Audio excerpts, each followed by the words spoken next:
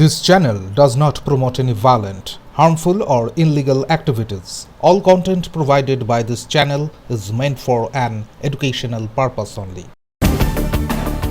Cricket ম্যাচকে কেন্দ্র করে সোমবার উত্তপ্ত হয়ে উঠল শিলিগুড়ির বাগরাকোট এলাকা। দুই গোষ্ঠীর মধ্যে বচসা থেকে শুরু হয়ে রীতিমতন সংঘর্ষে পরিণত হয় পরিস্থিতি। চলে পাথর ছোড়াছুড়ি, ব্যাপক ভাঙচুর, ক্ষতিগ্রস্ত হয়েছে একাধিক ঘরবাড়ি। স্থানীয় সূত্রে জানা গিয়েছে, একটি স্থানীয় ক্রিকেট ম্যাচ চলাকালীন দুই গোষ্ঠীর মধ্যে বাগবিতণ্ডা শুরু হয়। সেই বিবাদই পরে রূপ নেয় হিংসাত্মক সংঘর্ষে।